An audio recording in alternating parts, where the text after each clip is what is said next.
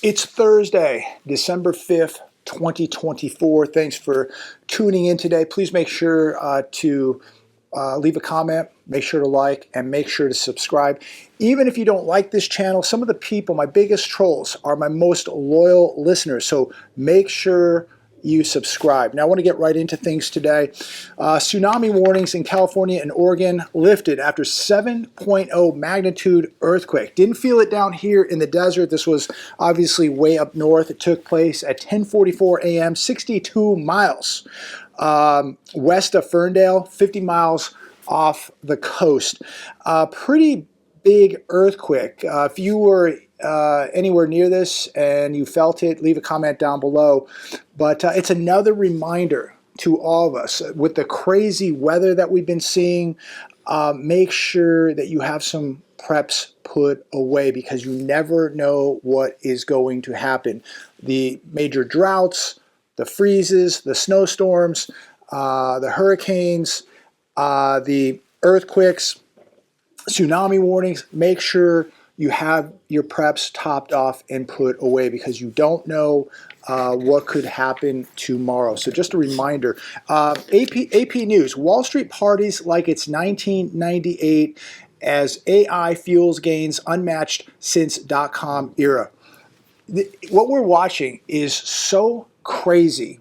What's happening in the markets, what's happening in crypto. I was watching my buddy Jack Morgan's show last night, and he did a whole show. Make sure you check out Jack Morgan. He did a whole show on cryptos and just how crazy this is. And cryptos you've never heard of, people just telling you to, buy this, it's going to go up to $1. This one's going to go up to $2.50. Buy this one, buy that one. People are just telling you to buy anything, hoping and praying that the casino continues. And it is just unbelievable what is taking place with nothing backing any of this. Big gambles, people literally taking every dollar they have, whether that's $50, 500, 5,000, 50,000, and they are just throwing it at things. They have no idea what these things are, names you've never heard of, and people are just throwing money against the wall, hoping to become millionaires. Be very, very careful. Yes, people are making some money out there, but when they pull the rug out, when the big whales get out of this thing, who's going to be left holding the bag? We're going to see people absolutely decimated when this takes place. We're just seeing things that we've never seen before. But we can go back to the .com era, and it is a reminder that the parties do come to an end, the bubbles do burst. It says here, in 1999, market rose another 19.5%. And the bubble kept inflating. In 2002, the NASDAQ lost 44%. The Dow, it lost 27%. This will be minuscule compared to what we're going to see happen this time around. Of course, we had the 2008 great financial crisis.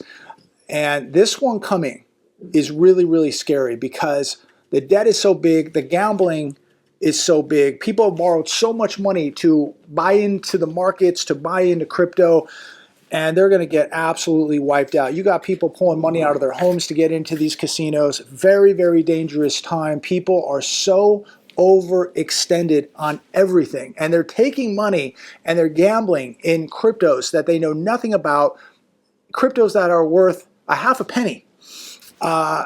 Very, very concerning, ladies and gentlemen. And if you're doing this, I wish you the best. If you're making some money, probably a good idea to pull a little bit out. But check out Jack Morgan's show last night on this.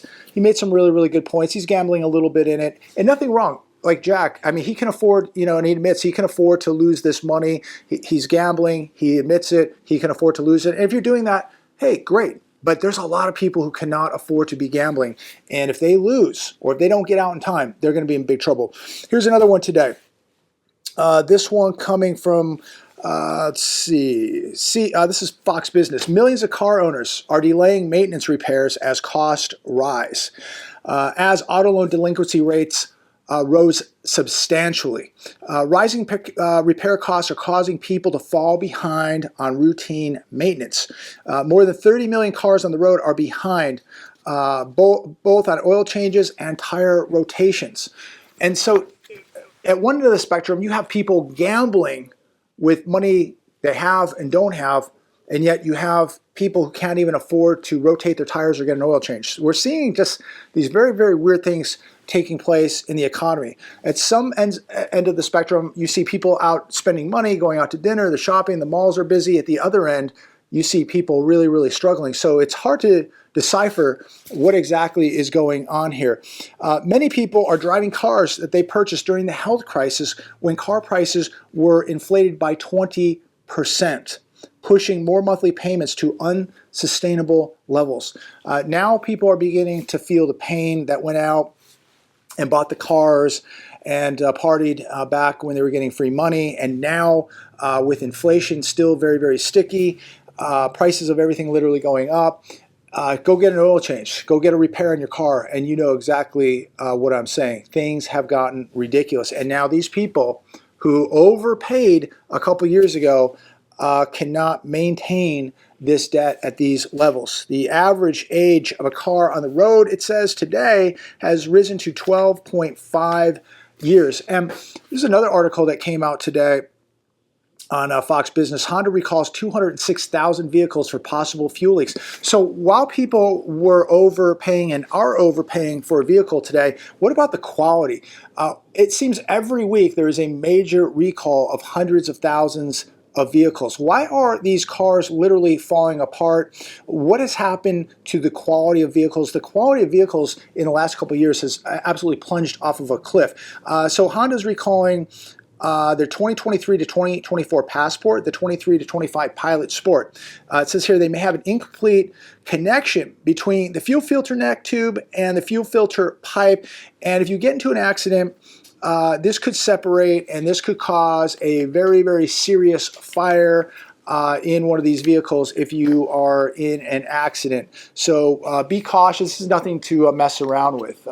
So if you drive one of these vehicles, own one of these vehicles, probably a good idea to take advantage of this recall because this is very, very dangerous. You're talking about fuel leak, massive fire if you unfortunately get into an accident. So you do not want to be messing around with something like this. But it is amazing the quality of these vehicles today and the amount of recalls we have seen literally from every automaker. Let me know your thoughts on this. Would you buy a new car right now? Average new car is almost $50,000. Quality garbage. Would you go out and buy a new car right now? Maybe there's a couple good cars out there. Toyota, Lexus, obviously still pretty good, but even some of the newer models, they're talking about problems even with Toyota and Lexus. Fox 40. Buy now, pay later is more popular than ever, and it could cost you more than you think.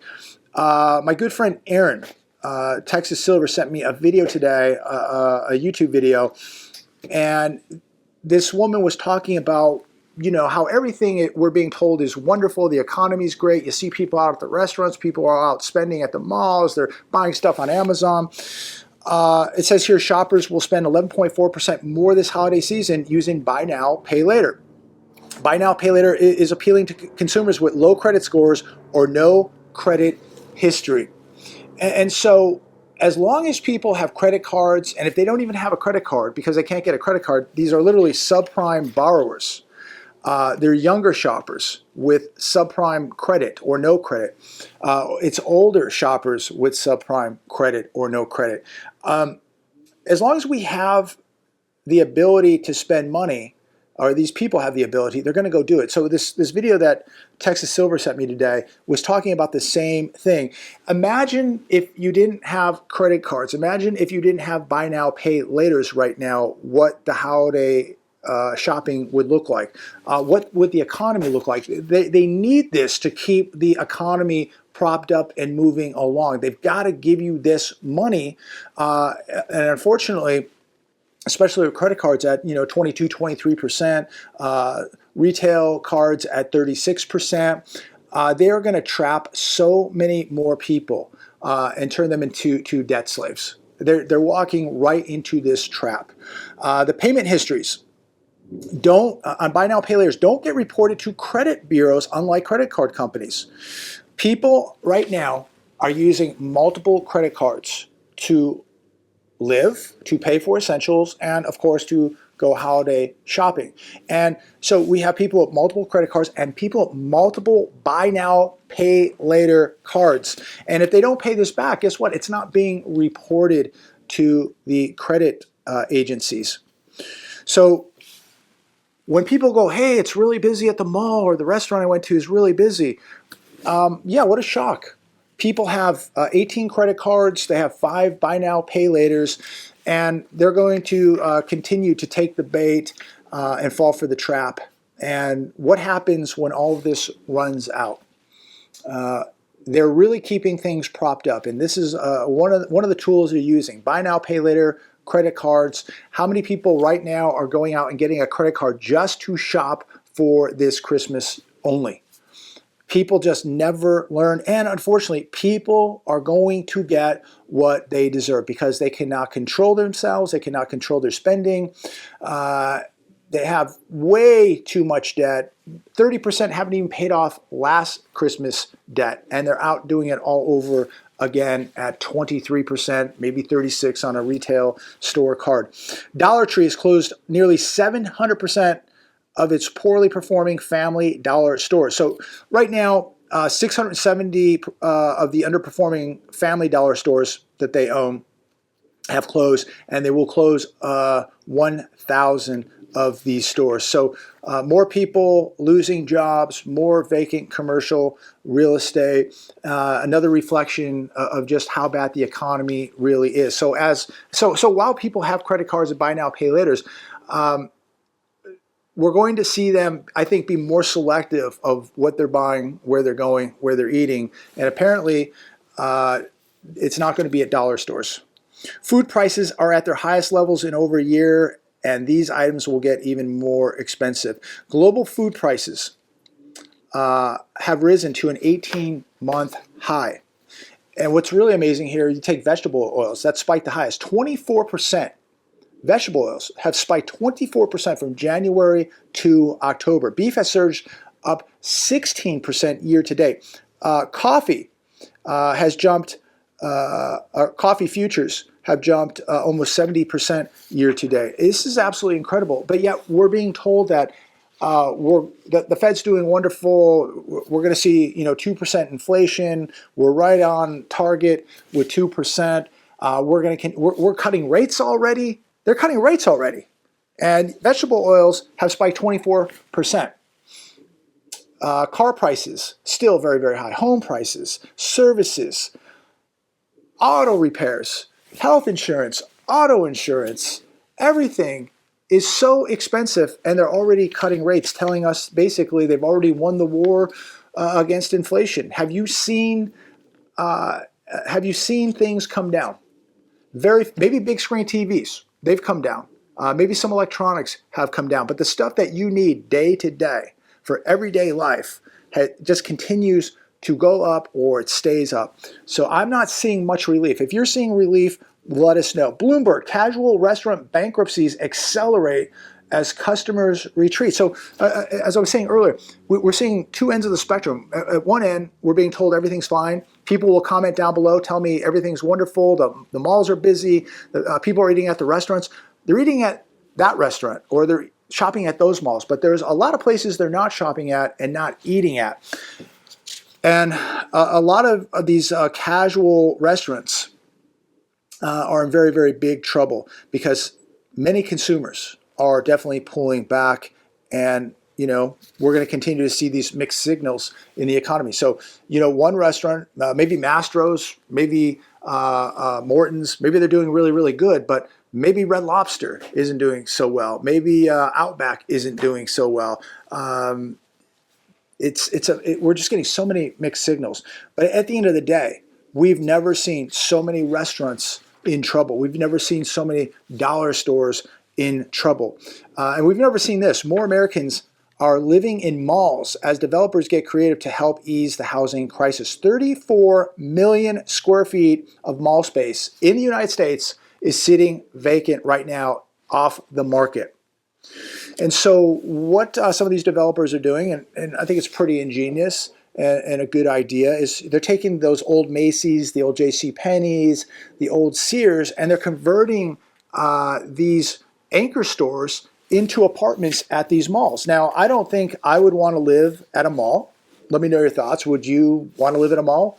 I personally wouldn't, but there's people that probably would. And so it's probably a good idea to take advantage of this wasted space and put up apartments. So these are becoming prime locations now for apartments. And you're going to see more Americans living at shopping malls. So we've never seen anything like that before. But let me know your thoughts. Is it a good idea? Yeah, I think it's a pretty good idea. So we'll see how it plays out. There's going to be plenty of space because these malls are literally a thing of the past. Really a shame because I used to enjoy, especially when I was younger, going to the mall. But 34 million square feet of mall space vacant right now, off the market. So there is definitely room, there's definitely space to house people without a doubt. So very, very interesting. So let me know your thoughts on any of this. Some people are saying the economy is doing wonderful and booming. And of course, you know, there's a lot of people who are looking at their cryptos right now. They're looking at equity in their home right now. They're looking at their 401ks right now, and everybody's feeling really, really good. And that's wonderful. But this is all on paper. You don't have the money until you actually cash it out. Equity can dry up literally overnight. Cryptos can go to zero today in a minute. So we have to be very, very aware that, you know, there's a big party going on right now. The question is, how long does it last? I hope it lasts forever. I really do. And I'm very optimistic about the administration coming in, but I'm also very aware of the problems, the debt, and the deficits, and you should be too. And I'm also very aware of the bubbles, the overvaluation of these markets, of real estate, of crypto, all of this. Be extremely diversified, be extremely knowledgeable with what is going on. Be paying close attention. Don't take your eye off the ball, ladies and gentlemen. This thing is going crazy. Everything is going crazy right now. Everything literally is going up, up, and up. And anybody that knows anything about bubbles, anybody who's read history, watched these markets over the years, knows and realizes that it's only a matter of time. And you don't have to be an economist. You don't need a degree from Harvard or a business school to figure this out, that there's something really off here, that the economy, that we have 80% of people working in this country living paycheck to paycheck. We've got $36+ trillion of debt. We've got 18.5% of this country food insecure. We're losing jobs like crazy. People are struggling, and yet everything is okay because crypto and the markets just keeps going up based on absolutely nothing. The average person has to know that this is not normal, that there's something going on. There's just something that this will not last. It cannot last. I hope it does. I hope everybody makes millions of dollars. But this is absolutely it just seems very, very manipulated, artificial.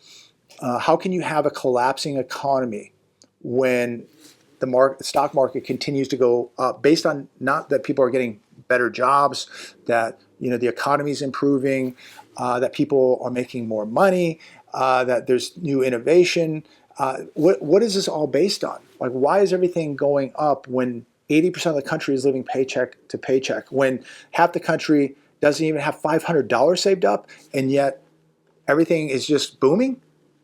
Who's it booming for? The top 1%, the top 10%? It's really confusing when you watch this stuff. It is really, really confusing. And you just see so many people getting bamboozled into taking every dime that they have now. Because if you don't invest in the stock market, if you don't invest in cryptos, you're just not normal, right? So they're almost making people feel guilty. They're tempting people to get into this, and it just seems like we're getting so close to a bubble bursting. I'd be very, very cautious. How much longer this can go, I have no idea. Will it go another year? Another 6 months, another 3 months, another 3 days? Nobody knows. Nobody knows. But I would think that most people with common sense, most people who've been following the markets for years, have to realize that this thing is getting very, very frothy, very overvalued. and very, very dangerous. So be careful out there. Take care. God bless. As always, look forward to talking to each and every one of you. Like, share, subscribe. Bye.